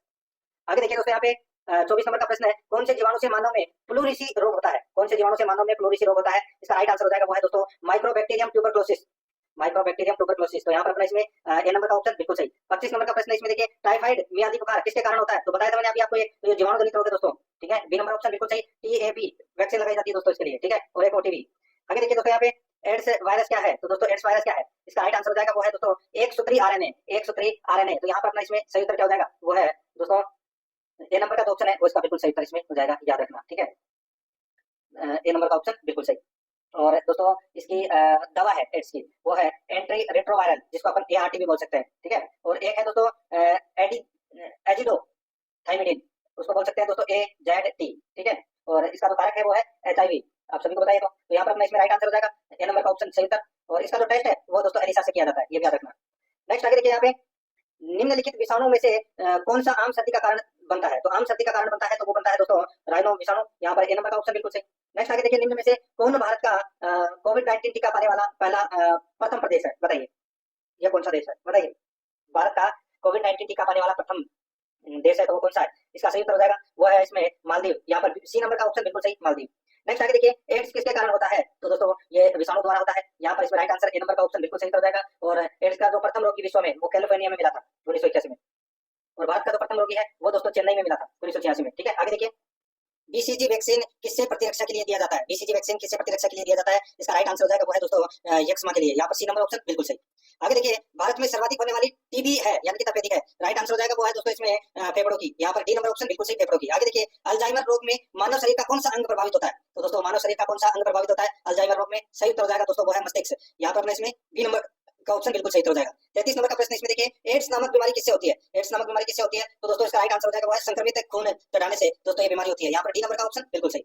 आगे देखिए एड्स के उपचार में किस प्रकार की औषधि का प्रयोग होता है, तो दोस्तों किस प्रकार की औषधि का प्रयोग होता है, इसका राइट आंसर हो जाएगा दोस्तों वो है इसमें देखिए एंटी रेट्रोवायरल, एंटी रेट्रोवायरल, तो यहाँ पर इसमें राइट आंसर हो जाएगा बी नंबर का ऑप्शन बिल्कुल सही, जिसको अपन एआरटी बोलते हैं, ठीक है, याद रखना। तो यहाँ पर बी नंबर ऑप्शन बिल्कुल सही। आगे देखिए निम्न में से एक आनुवंशिक रोग है दोस्तों, आनुवंशिक रोग इनमें से कौन सा है, यहाँ पर देखिए दोस्तों आनुवंशिक रोग की बात हो रही है तो इसका राइट आंसर हो जाएगा देखिए sickle cell anaemia, sickle cell anaemia, तो यहाँ पर इसमें राइट आंसर ए नंबर का ऑप्शन बिल्कुल सही उत्तर इसमें हो जाएगा। दोस्तों यहाँ पर देखिए ये आनुवंशिक रोग किसे कहते हैं, वे रोग जो माता या पिता से बच्चों तक पहुंचते हैं या पीढ़ी दर पीढ़ी चलते हैं वो आनुवंशिक रोग कहलाते हैं। इसके अंदर दोस्तों हीमोफीलिया, ठीक है, हीमोफीलिया ये भी आनुवंशिक रोग है, वर्णांधता ये भी दोस्तों क्या है आनुवंशिक रोग है, ठीक है, thalassaemia, Turner syndrome, Down syndrome, Patau syndrome ये क्या है ये आनुवंशिक रोग है, राइट आंसर हो जाएगा यहाँ पे ए नंबर ऑप्शन सही। आगे देखिए रोहिणी गलघोटू और इन्फ्लुएंजा से होने का क्या कारण है, बताइए दोस्तों रोहिणी यानी कि गलघोटू और इन्फ्लुएंजा से होने का क्या कारण है, दोस्तों उसका कारण है देखिए ये गलघोटू तो जीवाणु जनित है और इन्फ्लुएंजा है ये विषाणु जनित है, तो यहाँ पर इसमें सी नंबर का ऑप्शन बिल्कुल सही। आगे देखिए निम्न में से कौन सा रोग संक्रामक है, संक्रामक रोग दोस्तों इनमें से कौन सा है तो वह डिप्थीरिया, डिप्थीरिया है वो क्या है संक्रामक रोग है, राइट आंसर यहाँ पे बी नंबर ऑप्शन सही। आगे देखिए यौन संचारित रोग का उदाहरण है, यौन संचारित रोग का उदाहरण कौन सा है, राइट आंसर हो जाएगा इसमें वो है गोनोरिया, गोनोरिया, ठीक है, याद रखना। यहाँ पर अपने इसमें सही उत्तर क्या हो जाएगा सी नंबर का ऑप्शन बिल्कुल सही, गोनोरिया। नेक्स्ट आगे देखिए दोस्तों यहाँ पे बैक्टीरिया जनक संक्रामक रोग जिसका संक्रमण लैंगिक संपर्क से होता है, बताइए दोस्तों बैक्टीरिया जनक संक्रामक रोग है जिसका संक्रमण लैंगिक संक्रमण से होता है, इसका जो राइट आंसर हो जाएगा वो है दोस्तों बताइए कौन सा है इसमें। यहाँ पर देखिए दोस्तों तीन ऑप्शन आपके पास में दे रखे हैं और आपने को दोस्तों पूर्ण भाषा में उत्तर बताना है। तो यहाँ पर देखिए एक तो है सिफिलिस और एक है सुदाक, यहाँ पे एड्स नहीं होता, ठीक है, तो यहाँ पे सिफिलिस और सुदाक है वो लैंगिक संपर्क से होता है दोस्तों ये बैक्टीरिया जनक संक्रामक रोग। तो यहाँ पर इसमें राइट आंसर 2 और 3, तो इसमें बी नंबर का ऑप्शन बिल्कुल सही हो जाएगा। आगे देखिए मलेरिया का वाहक परपोषक है, मलेरिया का वाहक है परपोषक है दोस्तों, इसका जो राइट आंसर हो जाएगा वो है इसमें कौन सा, तो वो है देखिए यहाँ पे मैं बात कर रहा हूँ दोस्तों मलेरिया की, ठीक है। अब यहाँ पर देखिए दोस्तों इसका जो राइट आंसर क्या हो जाएगा, देखिए यहाँ पे मादा एनिकुलेज मच्छर ठीक है। तो दोस्तों मलेरिया मादा एनाफिलीज मच्छर आएगा दोस्तों, यहाँ पे ऑप्शन में दे नहीं रखा, तो यहाँ पर डी नंबर का जो ऑप्शन है वो इसका बिल्कुल सही उत्तर हो जाएगा, मादा एनाफिलीज मच्छर से मलेरिया होता है। ठीक है, तो यहाँ पर दोस्तों उपयुक्त में से कोई नहीं इसका राइट आंसर हो जाएगा, उपयुक्त में से कोई नहीं इसका राइट आंसर इसमें हो जाएगा, ये आपको इसमें याद रखना है। ठीक है, आगे देखिए दोस्तों, यहाँ पे 41 नंबर का प्रश्न है। देखिए, निम्नलिखित में से किस रोग में रोग कारक एक प्रोटोजोआ है? तो दोस्तों सही उत्तर हो जाएगा वो है दोस्तों मलेरिया में, यहाँ पर डी नंबर का जो ऑप्शन है वो इसका बिल्कुल सही उत्तर हो जाएगा मलेरिया में। ठीक है, याद रखना। आगे देखिए दोस्तों, यहाँ पे 42 नंबर का प्रश्न है, कालाजार किससे संचालित होता है? कालाजार किससे संचालित होता है? तो दोस्तों ये सिक्ता मक्खी से संचालित होता है दोस्तों, सिक्ता मक्खी से। तो यहाँ पर इसमें सही उत्तर हो जाएगा वो है डी नंबर का जो ऑप्शन है वो इसका बिल्कुल सही उत्तर हो जाएगा। आगे देखिए, यहाँ पे वायरस जनित संक्रामक रोग है, वायरस जनित संक्रामक रोग कौन सा है इनमें से? तो वो है दोस्तों खसरा, यहाँ पर अपना इसमें सी नंबर का ऑप्शन बिल्कुल सही खसरा। आगे देखिए, H1N1 वायरस किस बीमारी से संबंधित है? तो दोस्तों राइट आंसर हो जाएगा इसमें वो है स्वाइन फ्लू से संबंधित है दोस्तों ये H1N1। ठीक है, राइट आंसर इसमें डी नंबर ऑप्शन। नेक्स्ट आगे देखिए, डेंगू रोग का रोगजनक है, डेंगू रोग का रोगजनक क्या है? तो वो है दोस्तों मच्छर, यहाँ पर अपना डी नंबर ऑप्शन बिल्कुल सही, मच्छर। नेक्स्ट आगे देखिए, मलेरिया नामक रोग कौन से मच्छर के काटने से फैलता है? तो भी बताया था मादा एनाफिलीज मच्छर। ठीक है, तो यहाँ पर अपना एनाफिलीज मादा मच्छर, बी नंबर का जो ऑप्शन है वो इसका बिल्कुल सही उत्तर इसमें हो जाएगा, याद रखना। और इसकी दवा है कुलेन, ये भी आपको याद रखना है, जो सिंकोना वृक्ष की छाल से प्राप्त होती है। तो यहाँ पर अपना इसमें right answer B number option बिल्कुल सही। आगे देखिए, निम्न में से कौन सा विकार आनुवंशिकी नहीं है? तो कौन सा विकार है वो आनुवंशिकी नहीं है, यानी कि कौन सा रोग आनुवंशिकी नहीं है? राइट आंसर हो जाएगा यहाँ पे दोस्तों वो है, देखिए हेमोफीलिया है, डाउन सिंड्रोम है, वर्णांतता है, लेकिन फिनाइल कीटोन्यूरिया ये नहीं है। तो यहाँ पर इसमें राइट आंसर हो जाएगा ए नंबर का ऑप्शन बिल्कुल सही। 48 नंबर का प्रश्न है, इसमें देखिए, निम्न में से कौन सा रोग नाइट्रेट सदूषित भोजन तथा जल के उपभोग द्वारा होता है? तो वो होता है दोस्तों blue baby syndrome, blue baby syndrome. यहाँ पर सी नंबर का ऑप्शन राइट आंसर इसमें हो जाएगा। आगे देखिए दोस्तों, यहाँ पे 49 नंबर का प्रश्न है, डीपीटी यानी कि बच्चों को ट्रिपल एंटीजन डीपीटी किस रोग को रोकने हेतु दी जाती है? बताइए। तो दोस्तों इसका तो राइट आंसर हो जाएगा वो है इसमें कौन सा? तो वो है डिप्थीरिया, कुकर खांसी, टिटनेस। तो यहाँ पर अपना इसमें right answer B number option बिल्कुल सही। नेक्स्ट आगे देखिए, वैक्सीनेशन शब्द एक लैटिन शब्द से व्युत्पन्न है जिसका संबंध है, तो दोस्तों जिसका संबंध किससे है? तो दोस्तों गाय से है। यहाँ पर अपना इसमें राइट आंसर सी नंबर का ऑप्शन बिल्कुल सही। नेक्स्ट आगे देखिए, यहाँ पे 51 नंबर का प्रश्न है, एस्पिरिन के संबंध में एस्पिरिन के संबंध में कौन सा कथन सत्य नहीं है? तो दोस्तों कौन सा कथन सत्य नहीं है? यहाँ पर देखिए ये प्रश्न रिपीट हुआ है, एस्पिरिन मादक दर्दनाशक दवाओं के अंतर्गत आता है, ये गलत हो जाएगा। तो यहाँ पर अपना इसमें C number option right answer हो जाएगा, ये कथन सही नहीं है। आगे देखिए, निम्नलिखित में से कौन सा युग्म सुमेलित है? दोस्तों इसमें एक ही सुमेलित है और वो सुमेलित है इसके अंदर है, देखिए एंट अमीबा हिस्टोलिटिका, ये प्रोटोजोआ जनित रोग है दोस्तों। राइट आंसर हो जाएगा यहाँ पे सी नंबर का जो ऑप्शन है वो इसका बिल्कुल सही उत्तर इसमें हो जाएगा, याद रखना। ठीक है, आगे देखिए दोस्तों, यहाँ पे छोटी माता यानी कि चिकन पॉक्स पैदा की जाती है, तो दोस्तों राइट आंसर हो जाएगा इसमें वो है वेरिसेला विषाणु द्वारा। यहाँ पर बी नंबर का ऑप्शन बिल्कुल सही, वेरिसेला विषाणु द्वारा। नेक्स्ट आगे देखिए, सर्वप्रथम जीवाणु का पता किसने लगाया? तो दोस्तों सर्वप्रथम जीवाणु का पता है वो किसने लगाया था? राइट आंसर हो जाएगा दोस्तों वो लगाया था ल्यूवेन हॉक ने। तो यहाँ पर बी नंबर ऑप्शन बिल्कुल सही, ल्यूवेन हॉक। नेक्स्ट आगे देखिए, निम्न में से कौन सा रोग जीवाणु द्वारा होता है? जीवाणु द्वारा कौन सा रोग होता है? तो दोस्तों वो होता है टाइफाइड। यहाँ पर सी नंबर का ऑप्शन बिल्कुल सही, टाइफाइड। आगे देखिए, पेयजल में एंट अमीबा हिस्टोलिटिका का होना एक संकेत है, पेयजल में एंट अमीबा हिस्टोलिटिका का होना एक संकेत है, इसका तो राइट आंसर हो जाएगा वो है दोस्तों इसमें कौन सा? तो वो है प्रदूषित जल का। यहाँ पर बी नंबर का ऑप्शन बिल्कुल सही, प्रदूषित जल का। आगे देखिए, मच्छर से फैलने वाला रोग है, मच्छर से फैलने वाला रोग कौन सा है? तो दोस्तों इसका राइट आंसर हो जाएगा, देखिए मच्छर से मलेरिया और पीत ज्वर, ये दोनों, कैंसर मच्छर से नहीं होता। तो यहाँ पर इसमें राइट आंसर क्या हो जाएगा? एक और दो, तो सी नंबर का ऑप्शन बिल्कुल सही। नेक्स्ट आगे देखिए, पीत ज्वर रोग है, पीत ज्वर रोग है, येलो फीवर। तो यहाँ पर इसका सही उत्तर हो जाएगा वो है दोस्तों ये विषाणु जनित रोग है, ए नंबर का ऑप्शन बिल्कुल सही। आगे देखिए, निम्न में से कौन सा रोग आमतौर पर पिस्सू द्वारा फैलाया जाता है? निम्नलिखित में से कौन सा रोग आमतौर पर पिस्सू द्वारा फैलाया जाता है? इसका जो राइट आंसर हो जाएगा वो है दोस्तों इसमें प्लेग, सी नंबर का ऑप्शन बिल्कुल सही, प्लेग। नेक्स्ट 60 नंबर का प्रश्न, इसमें देखिए क्रेटिनिज्म क्या है? क्रेटिनिज्म क्या है? तो दोस्तों क्रेटिनिज्म ये बच्चों में होने वाला एक रोग है, बच्चों में होने वाला एक रोग है दोस्तों क्रेटिनिज्म, याद रखना। तो राइट आंसर हो जाएगा यहाँ पे बी नंबर का ऑप्शन बिल्कुल सही।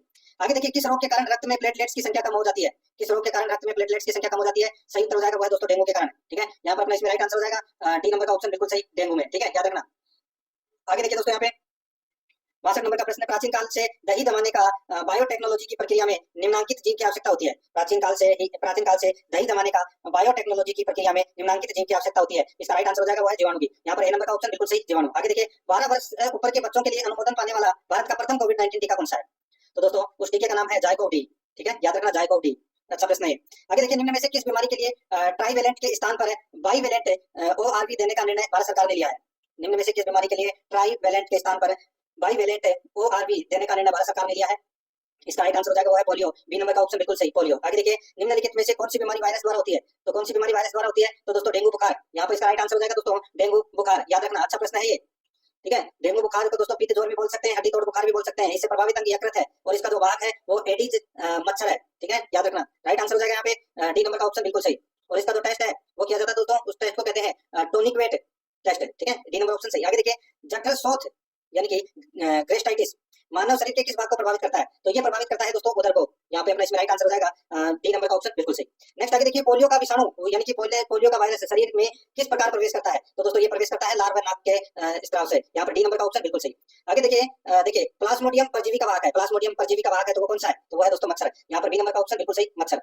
नेक्स्ट आगे देखिए दुर्दम मलेरिया होता है। दुर्दम मलेरिया होता है, इसका राइट आंसर हो जाएगा वो है प्लाज्मोडियम पेल्सीफेरम से। प्लाज्मोडियम पेल्सीफेरम से दोस्तों ये दुर्दम मलेरिया होता है। राइट आंसर हो जाएगा यहाँ पे सी नंबर ऑप्शन बिल्कुल सही। आगे देखिए कोरोना संक्रमण की जांच के संदर्भ में आरटीपीसीआर से तात्पर्य है, तो दोस्तों इसकी फुल फॉर्म क्या है? तो वह reverse transcription polymerase chain reaction. तो यहाँ पर सी नंबर का ऑप्शन राइट आंसर हो जाएगा। आगे देखिए 71 नंबर प्रश्न है, उपभोक्ताओं के स्वास्थ्य पर लाभकारी प्रभाव डालने वाले जीवाणु को क्या कहते हैं? तो दोस्तों उसको कहते हैं क्या? उसको प्रोबायोटिक बोलते हैं। यहाँ पर बी नंबर ऑप्शन बिल्कुल सही, प्रोबायोटिक।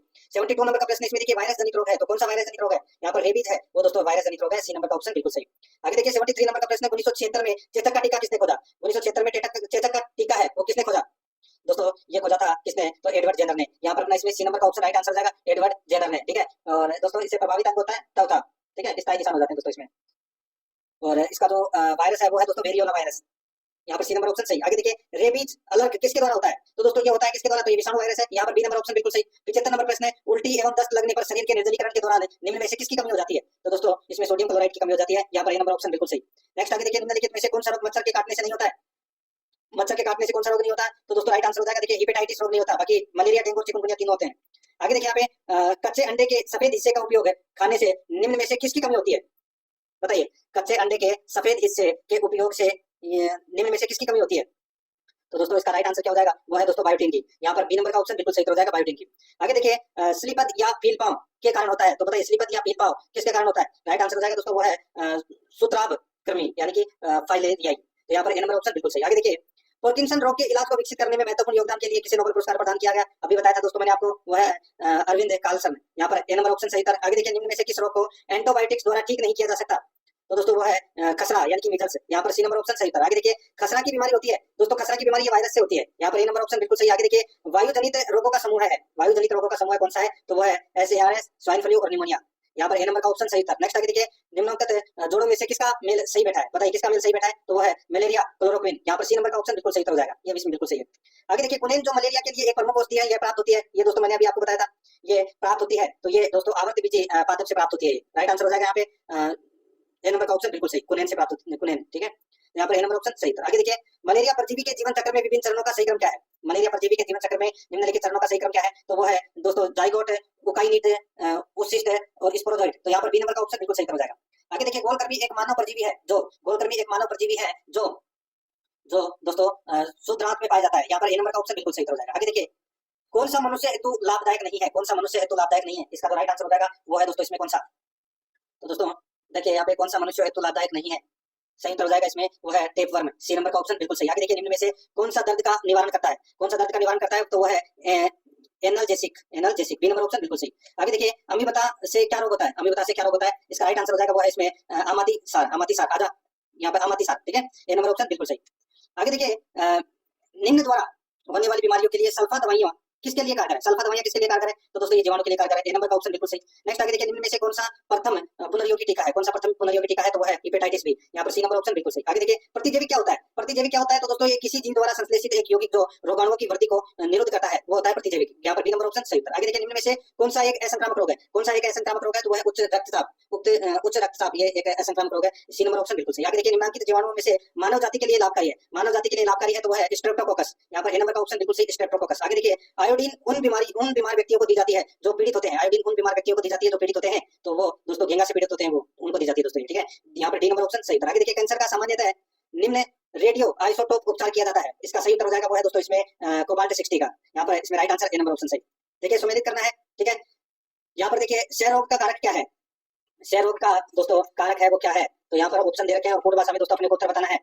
यहाँ पर आप देख सकते हैं दोस्तों क्षय रोग का कारक है माइक्रोबैक्टीरियम। ठीक है, माइक्रोबैक्टीरियम है। ठीक है, आगे देखिए दोस्तों यहाँ पे टाइफाइड, टाइफाइड का है दोस्तों कौन सा? टाइफाइड का है दोस्तों देखिए साल्मोनेला टाइफी।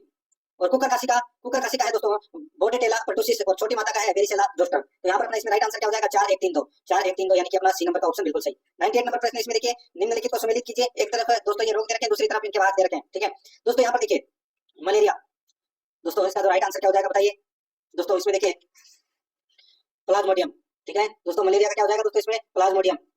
और दोस्तों देखिए अमीबियासिस, ठीक है दोस्तों, अमीबियासिस, तो इसका हो जाएगा दोस्तों इसमें कौन सा, तो ये हो जाएगा एंट अमीबा हिस्टोलाइटिका। और क्षय रोग का हो जाएगा दोस्तों इसमें कौन सा, बताइए, क्षय रोग, तो इसका हो जाएगा दोस्तों क्षय रोग का हो जाएगा इसमें माइक्रोबैक्टीरियम ट्यूबरक्लोसिस, माइक्रोबैक्टीरियम ट्यूबरक्लोसिस। तो यहाँ पर अपना इसमें राइट आंसर क्या हो जाएगा, वो है इसका हो जाएगा 2, और हेजा का हो जाएगा विब्रियो कॉलेरी। तो इसका सही उत्तर हो जाएगा वो है 3-1-2-4, 3-1-2-4। तो यहाँ पर डी नंबर का ऑप्शन बिल्कुल सही।